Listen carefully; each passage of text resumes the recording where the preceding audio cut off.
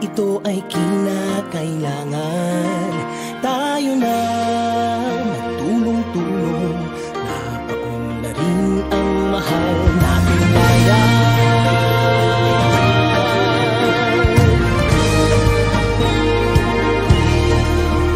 Panahon na magbabago at iayos ang mga dapat ayusin. Dapat lang maging tungkulin ng bawat mamamayan dito sa atin.